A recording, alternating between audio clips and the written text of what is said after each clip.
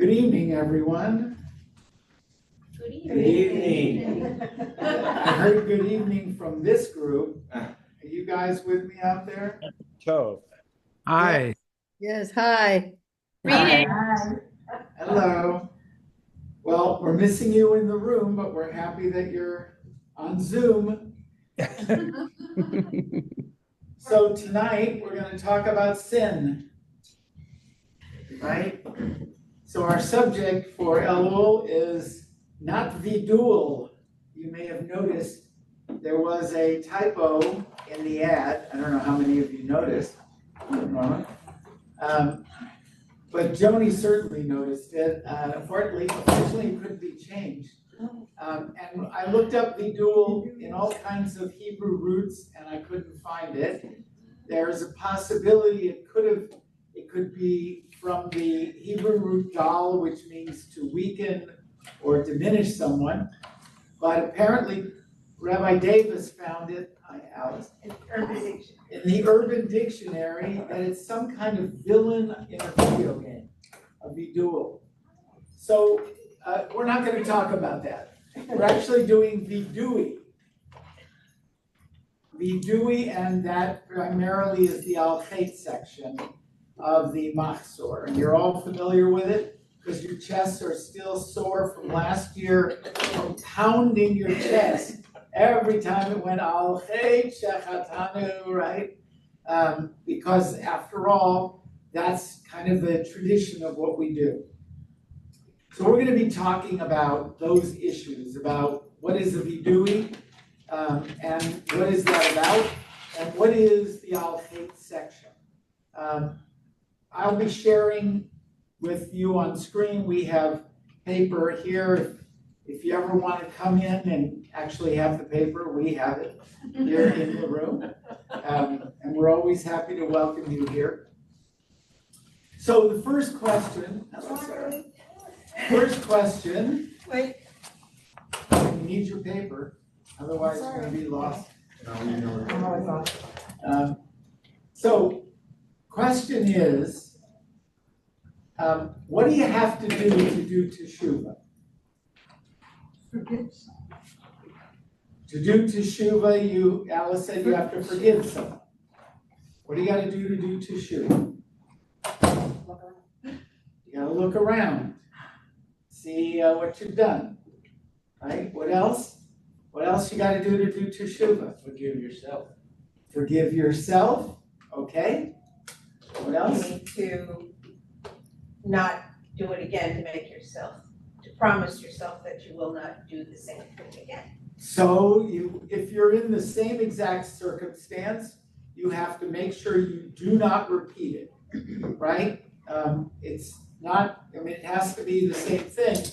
You know, if you've stolen something from a grocery store, didn't pay for it, and you're in the grocery store and you're tempted, that would be an aspect of teshuvah if you don't do it, right? What else do you have to do teshuvah? Apologize to the person that you hurt. Apologize, make amends to the person you've hurt, maybe compensate them if it's a financial loss, or try to find it. And how often do you have to apologize to that person? 3 times. 3 times traditionally, and then you're off the hook. Right. But none of those are the answer to my question. They're all lovely answers. They all describe the process of teshuvah. But what do you have to do teshuvah? The kids always know this answer. You have to be in synagogue. No, you actually don't have to be in synagogue. You could be anywhere. You have to be aware. Because it's something so obvious that a kid would see it. You have to sin. To do teshuvah, you gotta do something wrong, right? I mean, it's so obvious you don't even think about it. But we can't even get to teshuvah unless we've done something wrong. That's why we say al-chet, for the, whatever that chet is, that we're asking forgiveness for, right?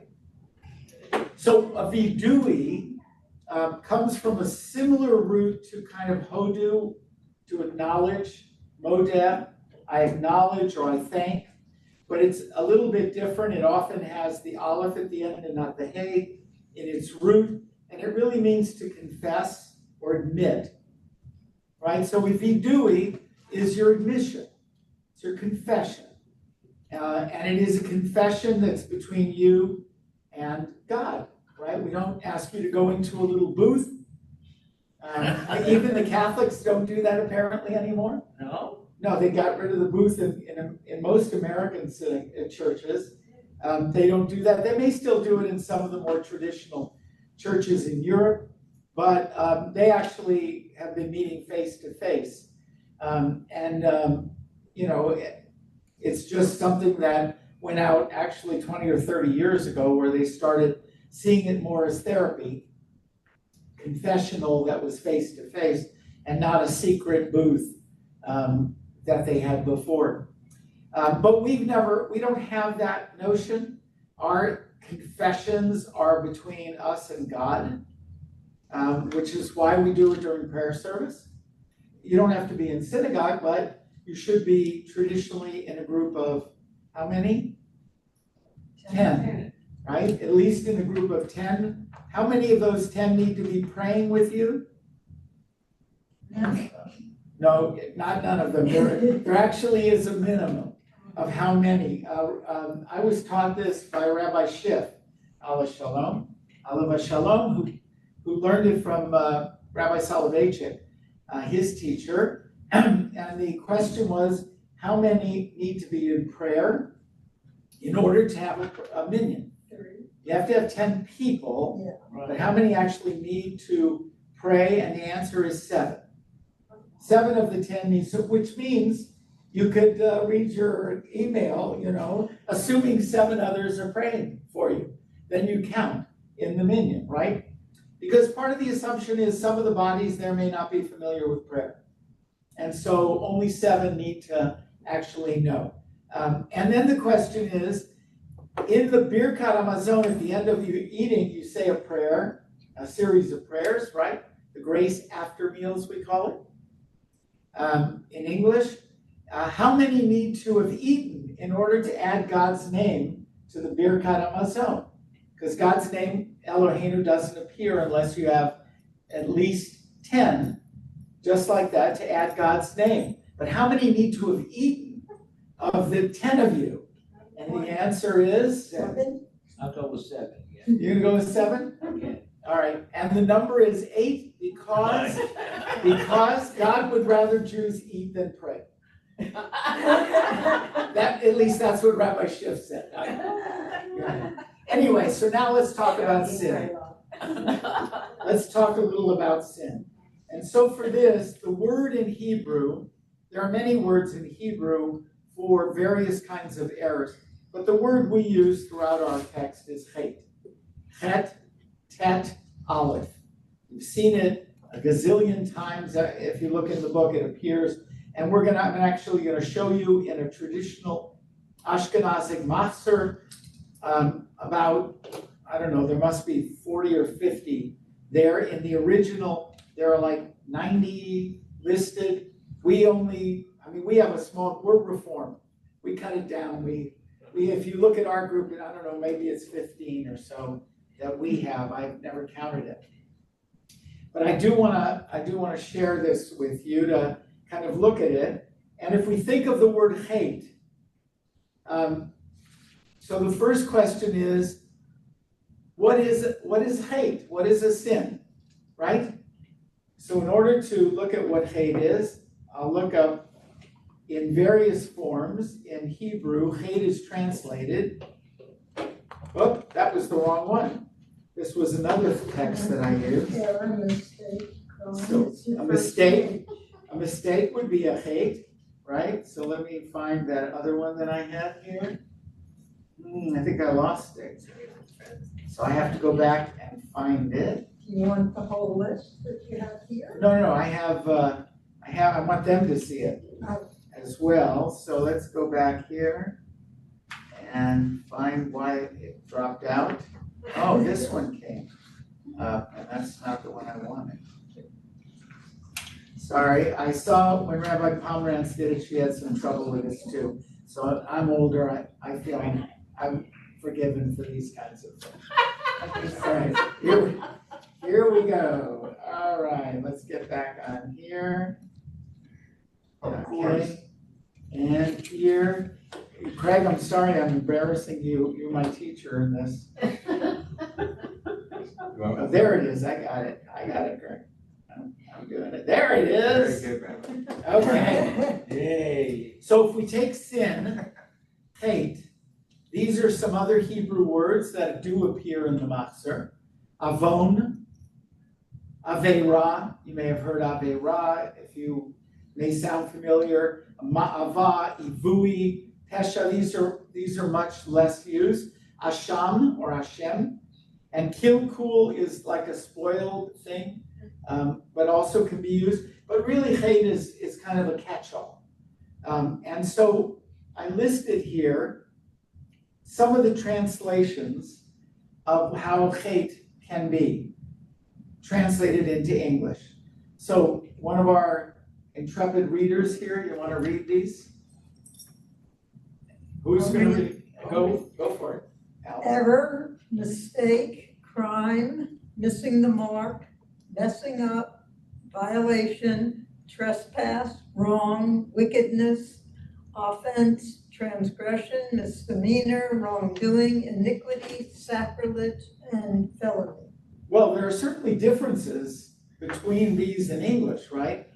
A sin and a felony, right? I mean, are they even in the same category in English, in our culture, right? I mean, in our culture, we think of a felony as a very important legal breach, which has penalties. It's a sin. Well, but do we think of it as a sin? I mean, do we call it a sin? Would you ever, when you go to court, if you're accused, would you ever think to say, if it was a misdemeanor, I was accused of a sin in court? I mean, it's not our culture. We wouldn't think that way. But in traditional Hebrew, the list of sins, of chates, of chata'im, in plural, chata'im, include things that might be felonies or misdemeanors or trespasses or just wickedness or transgressions or just messing up, right? They're not all one level or one intensity, right? And yet we call them all chates. We call them all chates. And you've all heard that, I know you've heard this because you guys have been in class for a gazillion years, this group that comes to class. So you've heard all of your rabbis tell you at one point or another, and probably other rabbis, that hate comes from archery, right? From using a bow and arrow. That's where the derivation is, right? It is missing the mark, right? It's you have a bullseye or you're shooting a deer and you miss the mark. And the word in Hebrew for missing the mark is hate, right? So that's where we take that from. And then it became a religious term, which meant missing the mark in a sense that God has given you a bullseye. Here's your mitzvah. Got to hit the mitzvah, right? You miss it. And that could be because you don't do it. Could be because you do it wrong, or because you do it inadequately, or you do it halfway and not all the way, right? Like, you do Passover, you eat matzah, but you don't drink 4 glasses of wine. So you haven't fulfilled the mitzvah of the wine in that case, but you fulfilled the mitzvah of matzah, right? So, you can think about it in all kinds of different ways, and the list of chates, and I'm using that in English, chates, sins, because we never see chata'im in the text. And that's also strange, because what are we saying? We're saying al chait for the singular sin or chait, right? And who is performing the chait? Al chait she chatanu, that we did. So grammatically, it's strange. Did we all commit this one sin? Shouldn't it be al hata'im she'anachnu, for the sins that we sinned together, right? Shouldn't it be talking about a basket of sins that we sinned together? Because I didn't do all of those. This year I haven't committed any felonies. I'm not swearing to my whole life, but this year I didn't commit any felonies that I was accused of or convicted of. And did I mess up? Yeah, sure. And not only this year, but probably today. We have a witness here. So they're all different kinds of lists. These lists are all kinds of different mess ups, sins. Some of them are very serious, like a felony or an offense or something that is terribly wrong or evil or terrible that I've done or someone's done. But why do we say for the sin that we sinned? For the singular sin that we sinned. Why do we do that? Because it's everybody's sorry. I don't know, I can't see them. Anybody online want to try that? Guys, I can't see them. Maybe, I don't know if you can, Craig. Alexis. Who is talking? Alexis. Oh, Alexis, I want to weigh in? Yes, I'm here. Well, my thought is that we are praying for not only ourselves, but our community. And so community, to me, that indicates we're praying for all of us. We're not just praying for ourselves, but we are praying in community, Yom Kippur and Kol Nidre. And so to me, it doesn't seem strange to list the whole group because we are praying for community. So what are we praying for the community? If we're praying for the community, what are we praying for the community? Because these are directed to God, right? Yes. All of these admissions are directed to God. So what are we praying? That God will forgive us, meaning all of those who have committed these sins. And why are we all included in that, even though we haven't? Yes, we're praying, but we could have prayed and said, for all the sins that the community sinned or that were created by all the community, we ask your forgiveness. But we don't really do that. We actually list each sin separately, each error separately. And we're very specific in each of them as we're going to look through. They're very specific, right? And therefore, I can evaluate. Ideally, I've done that during the month of Elul. I can evaluate, did I do that sin? Did I commit that wrong? Did I mess up in that way? Did I do something really terrible? It's not my role to know what you did or what my community did, but it is my role to be a part of the community and therefore have communal responsibility.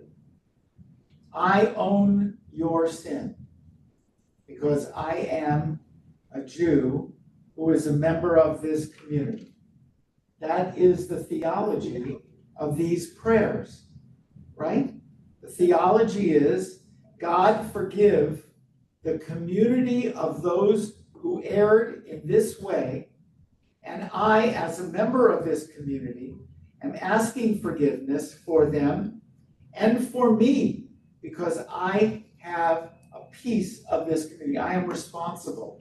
I might have prevented, had I done something differently, I might have prevented someone from committing this error. Maybe by something that I said, I caused the error, and I'm unaware of it, right? There are often things that we say or do that have causal effect that we never realize, right? I'll give you an example, just happened to me. This was a positive one. Because I don't remember the negative ones, you know, those are things we kind of put away, right? They're forgiven. So I was, actually, Joni and I were just at Rabbi Lila Haas's installation as the new rabbi in Bethel in Boca. And I was privileged to give the blessing and the charge at her installation. And at the Oneg, after, a young woman came up to me. She's not so young, I guess, anymore. She must be in her 30s.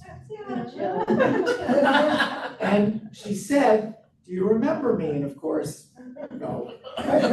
She said, "Well, when I was in 10th grade, I had a list of questions about the Bible.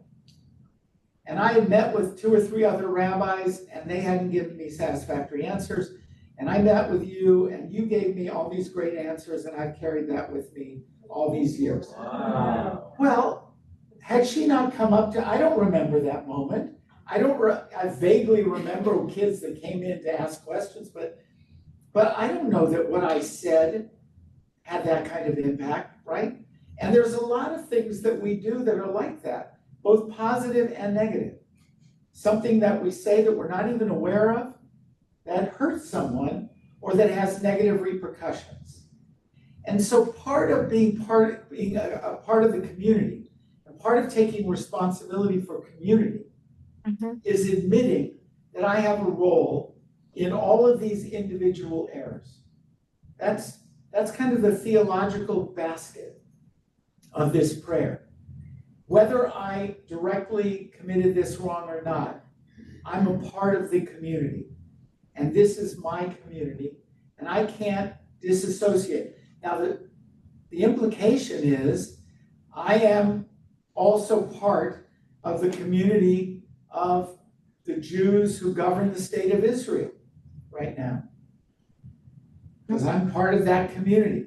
And I am part of the Israeli Defense Forces that have killed innocent babies, right? I can't say I'm not if I accept this theology.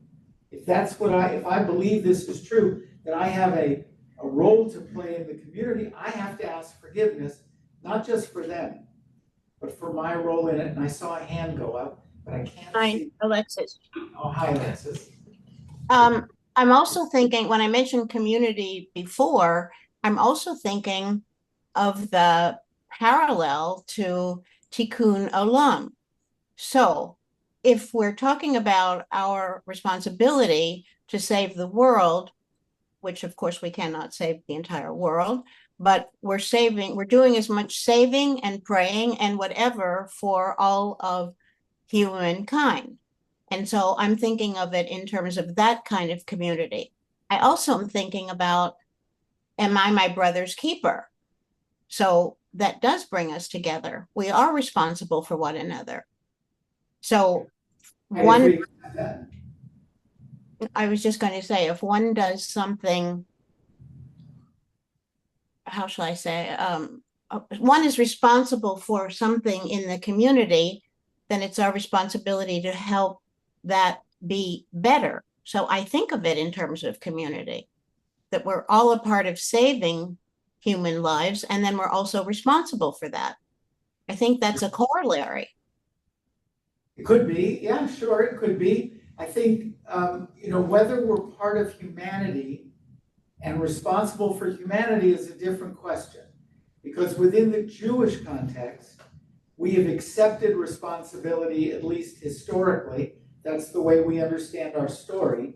That's why we read, Temnitz Avim Ayom Kulchem, you were all standing this day before the right to accept this covenant.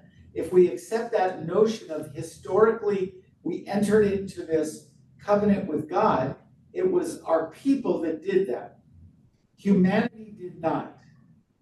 The covenant of humanity, from a Jewish standpoint, is the 7 laws of Noah. Those are much more limited, right? Even from a Jewish standpoint, a righteous non-Jew is supposed to live by the 7 laws of Noah, not necessarily the 613 mitzvot of the Torah, let alone all of the various offshoots of those mitzvot that are part of our tradition. But Jews have accepted responsibility for our people. Now, you may voluntarily, as a human being created in the image of God, you may say, I want to accept responsibility for all of humanity. Now you've got Putin, now you've got, then you've got Hitler, then you got to say, I'm not just taking my people, which is hard enough, and really very difficult when you're dealing with Ben Gvir and Smotrich and some others. I mean, that for me is very hard, let alone Bibi, which is, well, I'm just saying, and that's hard enough. But then on top of it to say, I have to also wrap into Pol Pot and all the other people who have massacred millions of people. I don't know that I'm willing to do that. Maybe you are. I struggle enough with our people, but I do believe that notion. I believe that notion that I have a responsibility because I accept Klal Yisrael. I accept the notion that we are one community having responsibility for each other. Whether you do or not, that is the underpinning of this prayer. And it's kind of it's the basis for why the prayer is the way it is. So let's look a little we're looking at a machzor from Yom Kippur. So, here we go. We're just going to look at a couple at the beginning, then we're going to get into a lot of these. All right, who would like to read this? And so it may be your will, Adonai, our God and God of our fathers. Do it louder so they can hear you. Give it to us, Sarah. And so it may be your will, Adonai, our God and God of our fathers, that you pardon us for all our careless sins, and that you forgive us for all our deliberate sins, and that you grant us atonement for all our rebellious sins. There's two more there, 51 and 52. For the sin we committed before you under compulsion and willingly, and for the sin we committed before you by callously hardening the heart. Okay, so it says 51 and 52 because in the list, that's of the traditional Ashkenazic machzor, that's where they fall, meaning you've already had 50 before these, and it's not done at 52, it just keeps going. But this little chunk is focusing on three kinds of sins, two or three, depending on how you define it. For our careless sins, right? And for our deliberate sins. You could also say our rebellious sins, depending on how you want to categorize these. And then you have willingly and under compulsion. And then you have hardening of the heart. So how do you react to those categories? What sins would you see falling under any of those categories? Any examples? Beating someone up. You beat someone up, which category would that be in?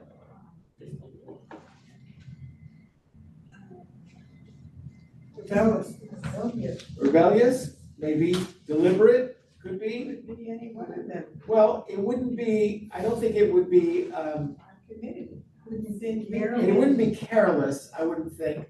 But yes, it certainly would be deliberate unless you were inebriated and you were no longer in control of yourself. Then it would be careless or, in some sense under compulsion of the alcohol. It might be under those circumstances. When the presidents of the Ivy League stood before the congressional committee, they talked about the context of a statement about Jews. Well, context is important here, right? What if you are, in our 60s terminology, you're tripping on acid, and you commit a sin. You're not in control. You are controlled by another substance, so it's a sin, whatever you do. Under those, you might have trespassed, you might have beaten someone up. but you didn't willingly do it, but you did it. So it is in a category. But what this says is there are very, very different categories, right? And they're broad and they're not always clear, but we don't think of the punishments in this section. For the Al-Khair, we don't list the punishments. Not all of them have punishments. You know, in Jewish tradition, very few mitzvot have actual punishments listed. You ever know that? No. I mean, where is it listed what your punishment is for eating bread on Pesach? What's the punishment? What happens?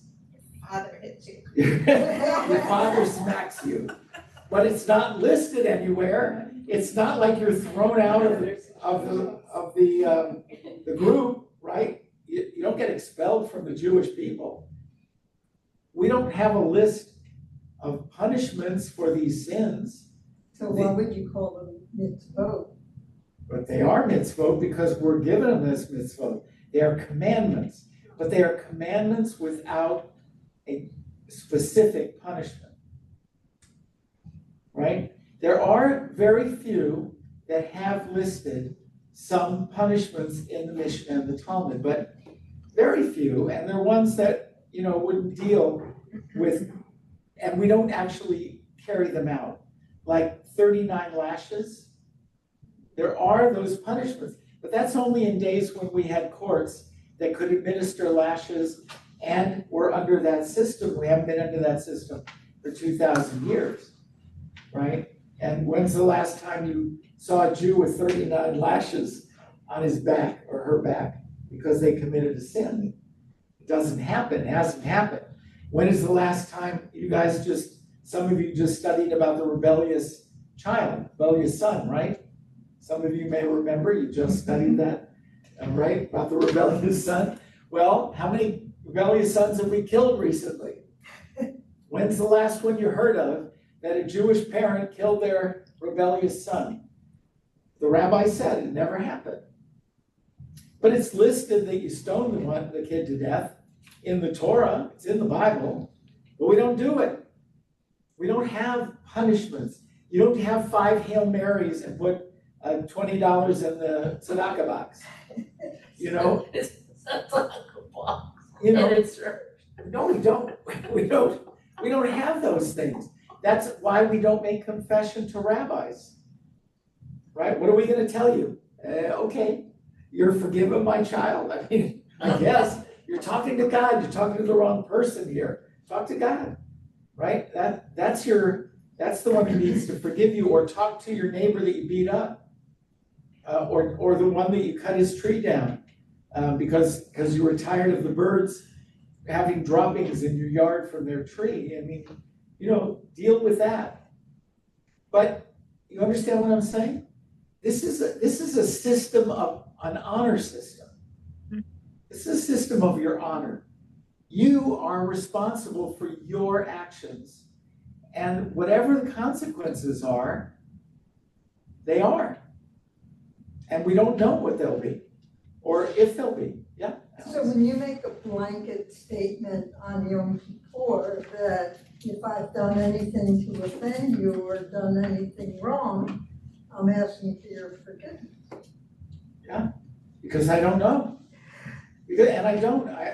In many cases, when a rabbi, the reason the one that I remember originated that custom was Rabbi Yitzhak Luria in Tzfat, the Ari, and I actually quoted him at the Luria wedding I just did, but a different text. Sarah was there; she can attest to that. But what he was saying was, as a rabbi, I deal with so many different people and speak so many times and say so many things over a year.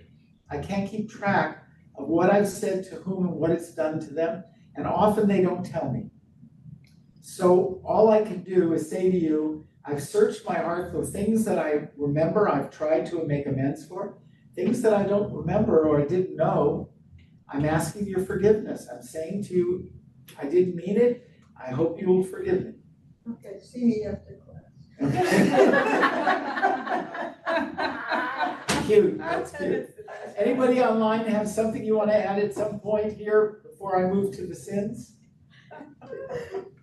Okay, I don't see anybody. Craig, you don't see anybody? Can't see anybody. Anybody? Okay, let's move on to see some of these. There's a lot of them that deal with speech. A lot that deal with speech.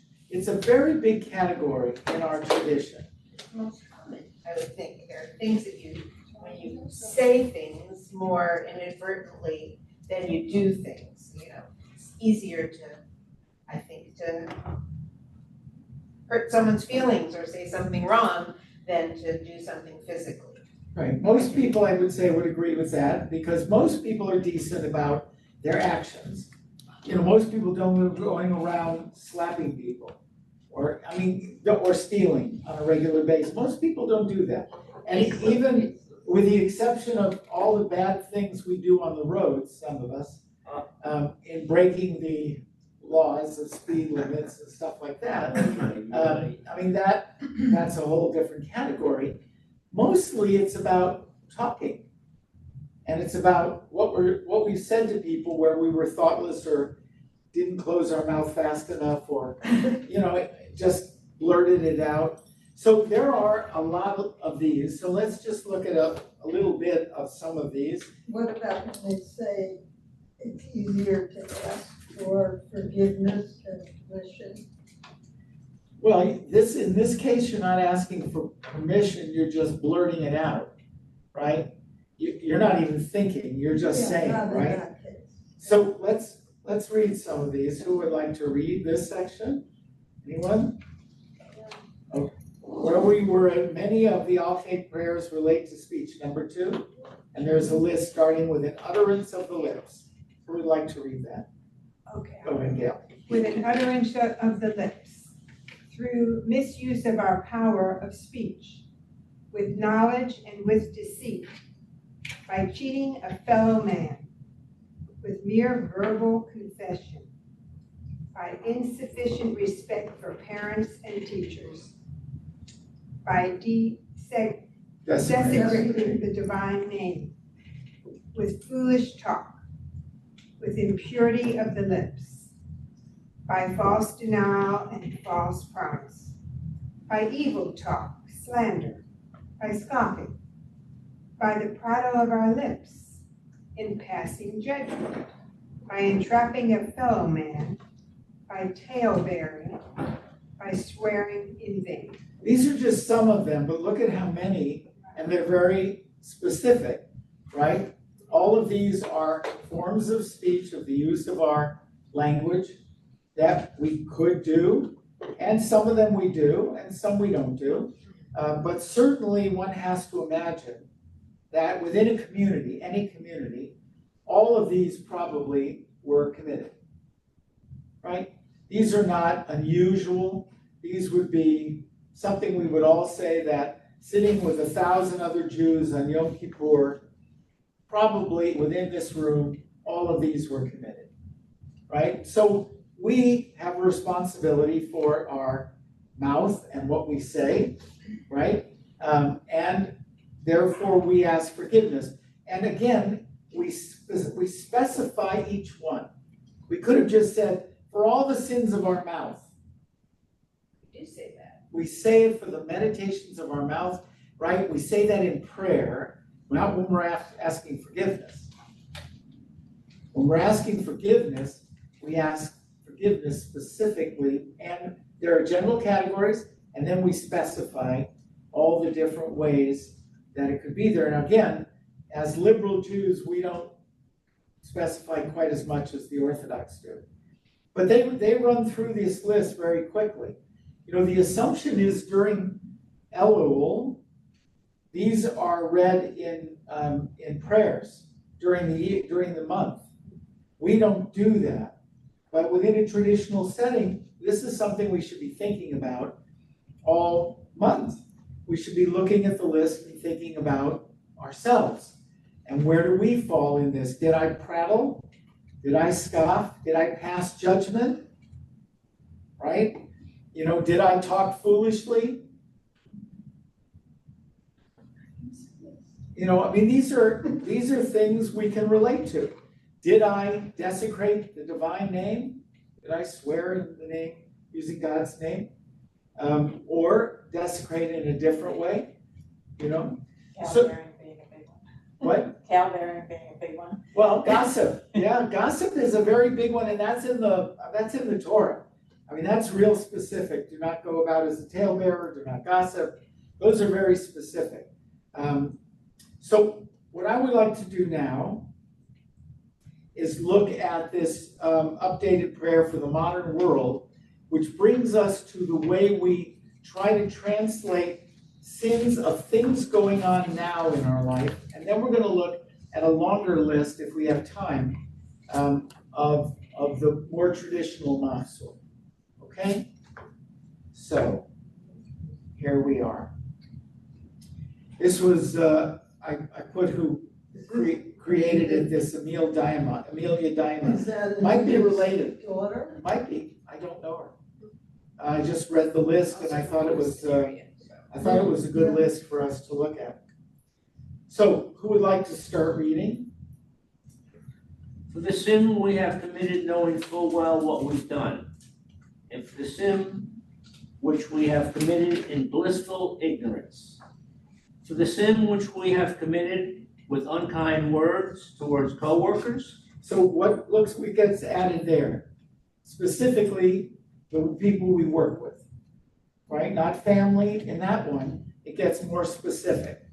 With coworkers, people we sit around and work with, right? Okay? And for the sin we have committed by thinking ill of someone because of their Instagram post. That's an interesting thing. Oh my God. It's an interesting thing because it's not a verbal thing, but it's a judgment. It is. And we didn't necessarily share it with anyone. The way she wrote it, it is for thinking about it. I don't know that I would have put it that way. Who do I ask? I might have said a comment on it. If I comment on someone's post in my mind, I owe that person. Well, again, this was written by a modern person. Well, I know I make modern comments to people's Instagram Right. posts by myself.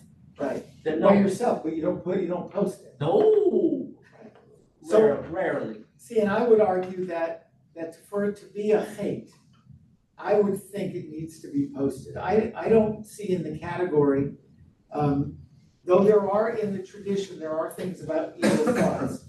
I don't buy that notion. I don't actually think it's in mainstream Jewish theology going back in the way I read the Talmud and the Midrash. I don't think the rabbis had a consensus that thinking bad thoughts was really punishable in any way or was a hate. But there were rabbis along the way who did say that. And particularly in the Musar movement, they were very big into thoughts, thinking, and feeling in the heart, and internal judgment. And in the Hasidic movement, you also found some of that, right?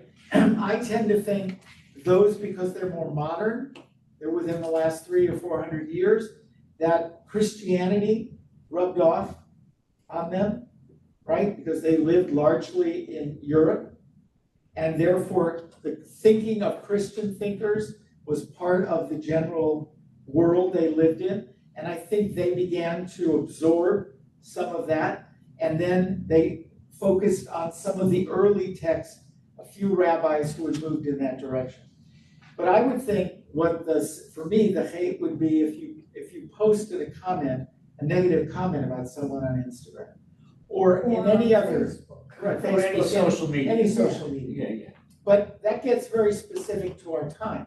Yeah. Right? That brings us to a real place today that never existed up until about 20 years ago.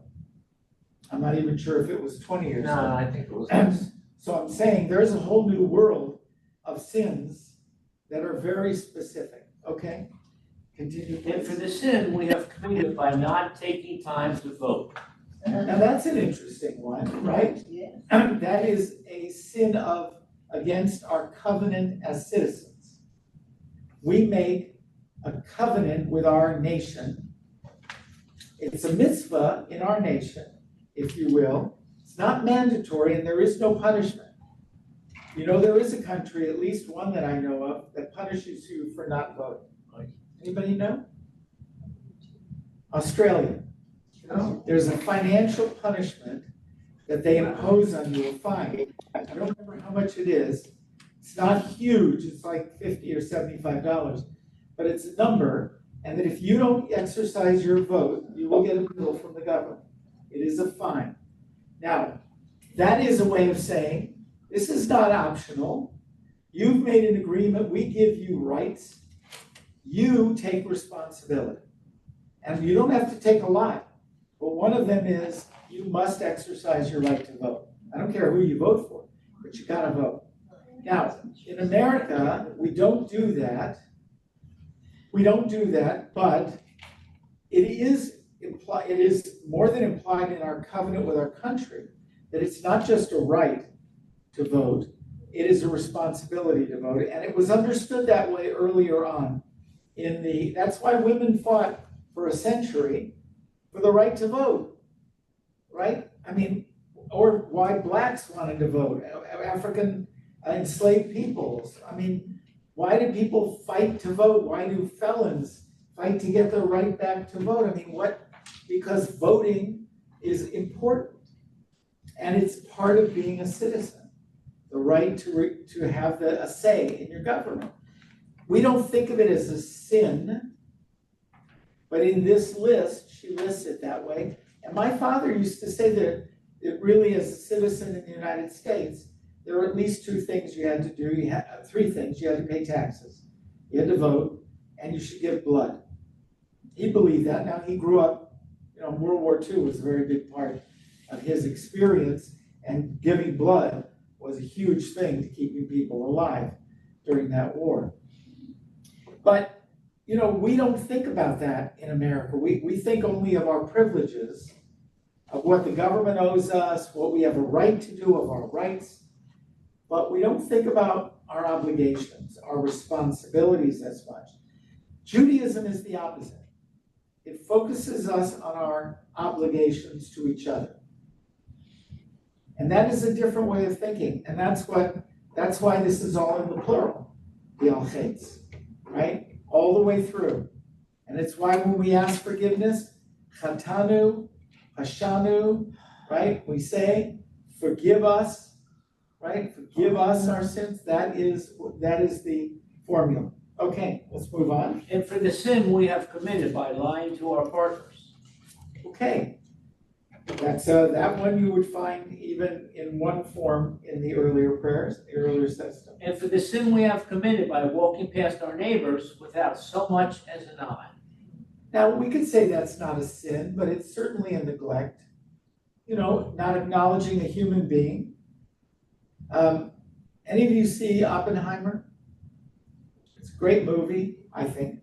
And there's one of the questions that haunts one of the characters is why Albert Einstein walked past him without acknowledging him. When the two of them passed each other, and Einstein was looking straight ahead, he was walking and he acknowledged Einstein, and Einstein did not acknowledge him. And it bothered him, right? Maybe because it was Einstein. You want Einstein to notice you. But actually, he thought it was personal. He thought some other guy, Oppenheimer, had said something to Einstein about him, and that's why Einstein ignored him. Now, but yes, if you pass a human being, and yet you walk the streets of New York, what are you going to nod to everybody on the streets of New York? They'll think you're nuts. It says neighbor. You're going to go, what? It says neighbor. Your neighbor, right? And in America, in our society, we often don't have relationships with our neighbors in the way that we used to. We often don't even know who our neighbors are, particularly if we live in high rises, right? But even in our neighborhood, when we lived on Berry, I'm taking back to Worcester, when we lived here on 60th, there were only a few people in our neighborhood that we really knew. There were a lot of people that lived on North Bay that we didn't know and never met, right? Even around like 2 or 3 houses down. It's very common to not know people that live 3 or 4 houses from the temple, Unless you have a dog. unless you have a dog. Right, then you can. Okay, let's go on. And the sin for which we have committed by crossing the street to avoid someone experiencing homelessness. Another one I'm busted in. Well, for others, yeah. For the sin we have committed by saying children are too young to know how to change the world. Right, for underestimating, the ability of children to make a difference. And for this, Yeah, go on. and for the sin we have committed by writing off anyone over 70 as feeble and unaspiring. No. How many of us are over No. 70? And Okay, for the sin we have committed by blaming plastic straws for climate change. I think that's a funny one, because sometimes, we make these silly gestures that actually don't change anything. It's sort of like the half-hearted way we go about recycling. When they actually do studies of recycling, they find not a lot of it gets recycled. It's kind of a gesture instead of doing what we really should be doing, which is getting faster off fossil fuels, which is bigger. It takes a lot of hard government work, and it takes a lot of sacrifice, and it takes a lot of thinking of how jobs need to be redesigned. Instead of really attacking meat and the way that we grow meat, or that we grow almonds with enormous amounts of water, and there are many other ways of doing it that would save water and not create such hazards. Instead, we make, paper straws, and we think we've made it. In effect, those are the kind of little things we do. And it is a way of thinking about, maybe it is a sin. Not that it's bad to do, but does it make a difference? Now, I'm off this. Did I stop sharing? Or did you? Kathy have their hand up. Oh, Kathy. Oh, I just wanted you to move the thing up so we can see it. Where am I? Is There that you better? go. Thank you. I'm using my fingers. Okay, let's go on. And the sin we have committed by driving when we could have walked or biked just as easy. For the sin we have committed by saying we're all immigrants without irony. What do you think that means? What do you think that means? Where's the sin there? Without irony? What do you think she means by that? We all are immigrants. I don't know of any Native Americans. Right, but when do you say it? When does that get said? Thanksgiving. I think what she means is when people blame immigrants for what they are doing, because we say, well, we're all immigrants, we've done fine. You should do fine. It's sort of like the same thing that people do with African Americans. Well, there was prejudice against Jews. Look what we've done. You should do the same, right? It's making, in effect, a false comparison. I was an immigrant 2 generations ago, and my immigration to this country, my family's, was far different than the immigrations from Guatemala or Honduras, right now, or Venezuela. Right. They're different, and they have different laws and different ways of being treated, and they have their own issue. It's kind of excusing something by comparing them to a false comparison and not knowing that it's ironic, because we've benefited, most of us, from at least generational wealth. Our parents and our grandparents created something here. We benefited. We're not immigrants, right? And you can say everyone in America except for Native Americans were immigrants, but look at the Native Americans. We pretty much quashed them and created them into beggars in their own land. Yeah, they have casinos, I mean, really, think about what's happened in them. We treated them miserably and we haven't found a way to compensate for them, let alone slavery. So there's a lot in all of that, but let's move on. And for the sin we have committed by allowing photographs of children in cages to be the last straw instead of any deportations prior. Deportations prior. And for the sin we have committed by gatekeeping the definition of anti-Semitism. And for the sin we have committed by calling other Jews who disgrace us Who as, disagree with us, right? or who disagree with us as Capos. capos. You know what a capo is, right? Capo was what Jewish, Italian. no, capos were what in the camps in the Shoah, Jews who were in charge of the Jews were called by the Jews in the concentration camps. They called them capos because they were the boss Jews and they were often very brutal and vicious toward Jews. And they made some of the selections and they did some of the killing of Jews, right? And then Capos. they were killed. Well, most of them were killed, not all of them, but most of them were killed.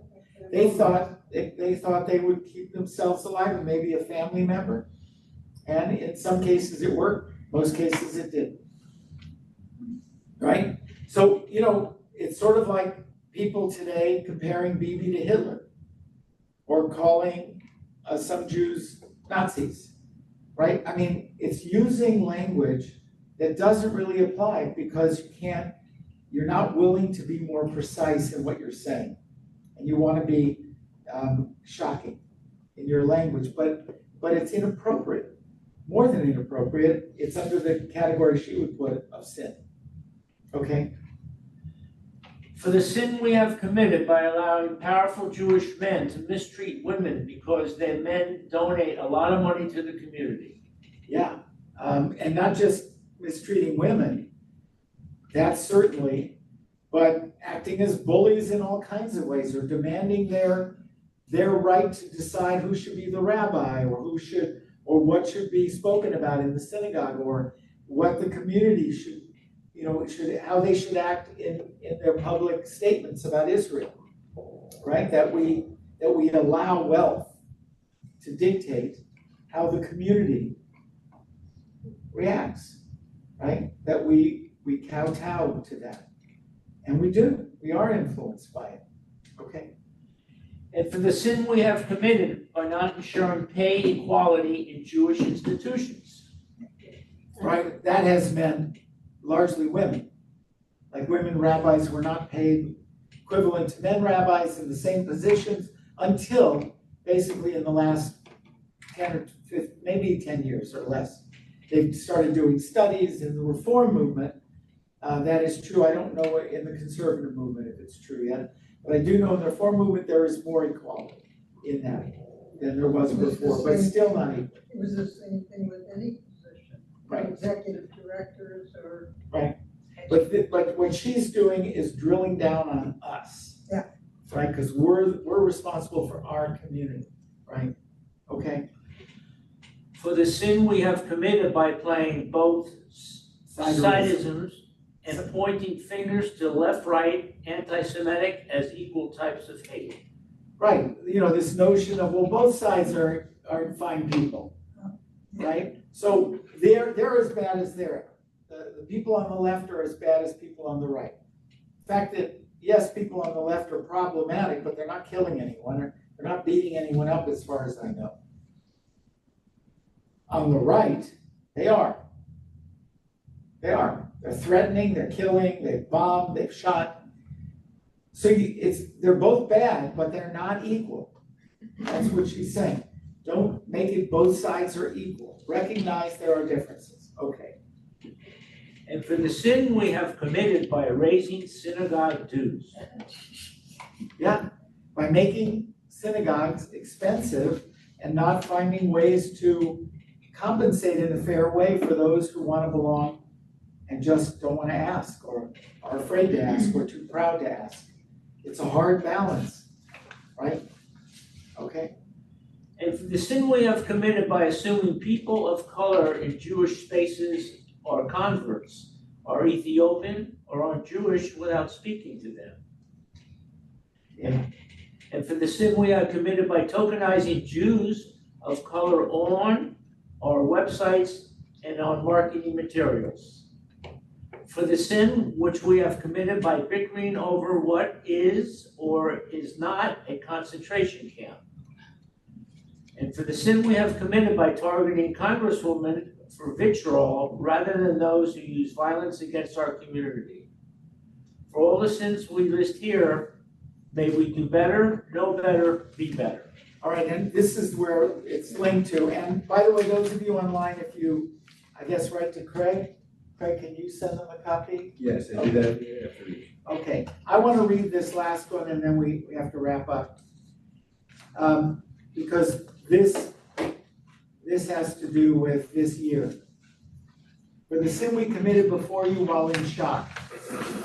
For the sin we committed before you with morality. For the sin of confusing revenge with self-defense. For the sin of confusing popularity with morality. For the sin of dismissing warning signs. For the sin of stifling dissent. For the sin of missing the mark with missiles. For the sin of missing the mark with diplomacy. For the sin of negotiating in bad faith. For the sin of yielding the non-negotiable.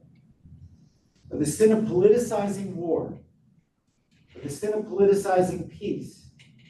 For all these sins, God pardon us, forgive us, and grant us atonement. This was obviously directed at the way Israel has been reacting to October 7th and our support for it. Part of it is to say, I might not buy into all of this, but it makes me think differently about the traditional list. Because the traditional list, we're used to, where you say the words. The new way of doing it, by putting new sins on here, it makes us realize these are different ways of thinking about the way we react. Thinking about our social media, thinking about how we deal with what's going on in Israel, thinking about our federation and how they either come out for something or don't come out for something, thinking about our own synagogue, thinking about ourselves and the way we react. So we've talked about this notion.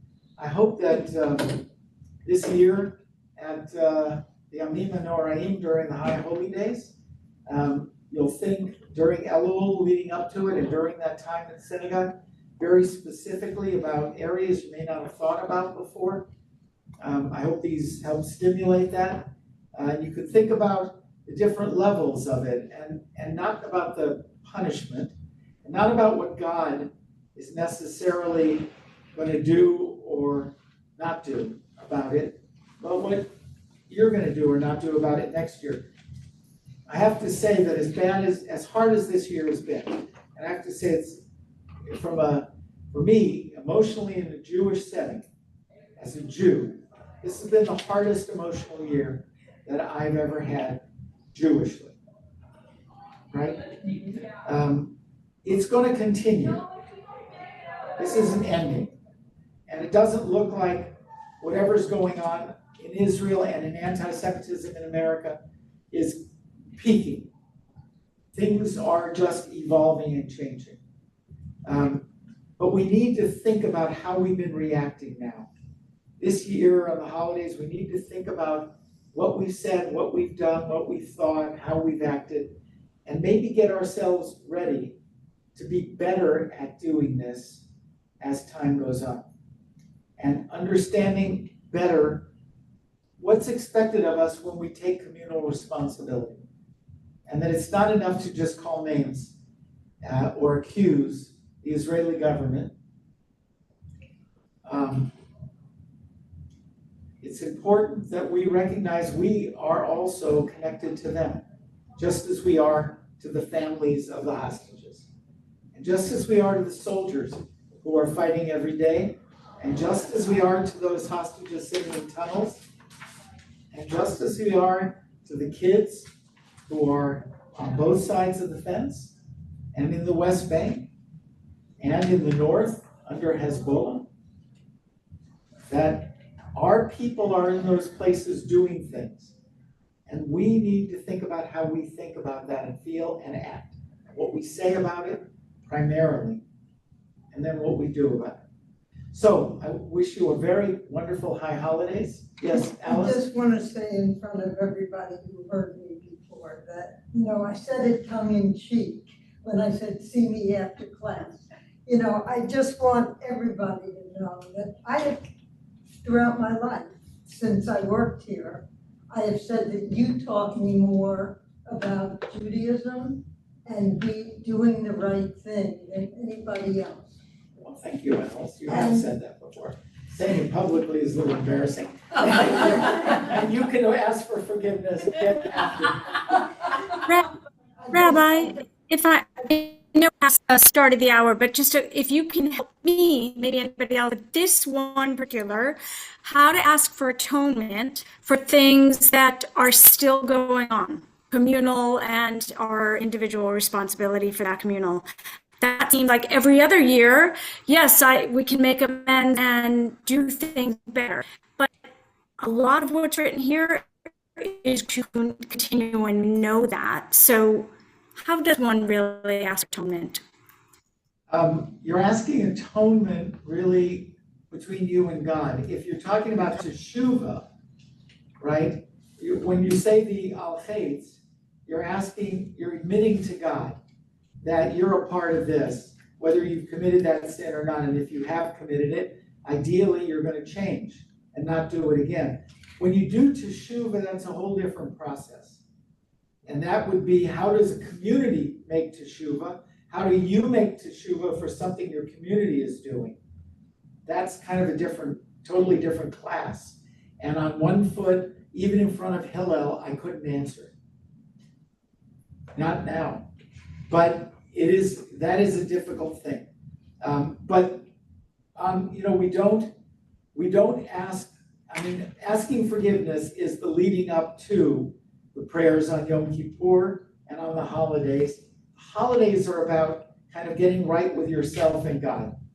And if you don't believe in God, it's getting right with yourself and the Jewish tradition and what Judaism asks of you, in the same way that our country asks you to vote. Judaism asks a lot of us. And I need to get right with that. And I need to feel I'm right with that. So when I walk out, whether I believe God forgives me or there's a God or whatever, I want to feel that I'm ready. And when I start Sukkot, I want to feel, I'm fresh, I'm new, I'm ready to begin and start again. I don't think that answers you, but I don't think that is a subject that can just be answered easily. Okay. Have a wonderful Elul and Shana Tova. I'll see you. God willing. Bye. Thank you. Thank you. Thank you, Rabbi. Thank you, you. Rabbi. Happy holidays, everyone.